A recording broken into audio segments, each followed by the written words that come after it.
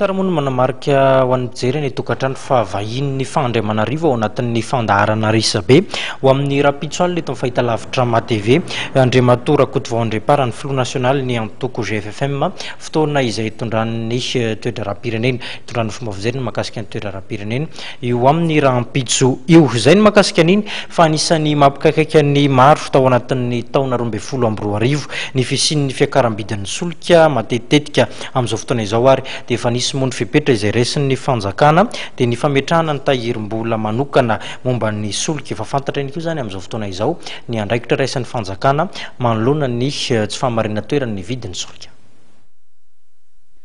10 miliara ariary no fandraisana anjara fanjakana arotsaka manomana ny volana febroary zao ao amin'ny tahirim-bola manokana momba ny solika araka nambara ministry ny solika Marcel Bernard. Araka nambaran'ny mpikambana eo anivon'ny gouvernement Tahiti dia entina indrindra hisorohana ny fidangan'ny vidin-solika nametrahana io tahirim-bola manokana momba ny solika io. Ankoatra izay dia anisan'ny fipetranapetraka ihany koa ny famaritan'ny fanjakana miaraka amin'ny mpandrarany solika ny vidiny. Le fidangan'ny vidin'ny solika eran-tany moa zany dia napakety fanjakana hoe ampiatra le décret 2005-020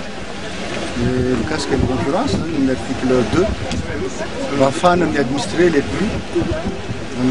mandritra fotoana imbolana zany satria lalàna dia mametra imbolana dia manarak'izay zany misy koa zany karazana mécanisme napetraka mécanisme de changement de prix zany zay miainga amina structure de prix rehefa ny fanarahana ny pétrole rehetrarehetra sy ny fanjakana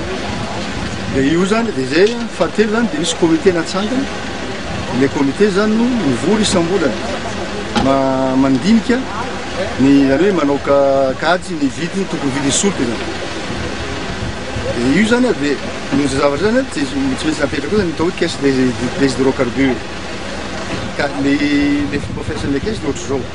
raha ohatra ka le prix amin'ny station zao ohatra amin'ny androany misy tsika zao ka hoe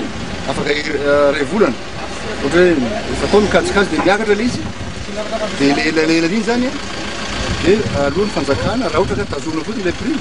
lelan'ela zany ampidirina ny kitapon'le caisse des hydrocarbures raha ohatra moa zany miaina kosa le vidina raha ampitaina le any amin'ny station zany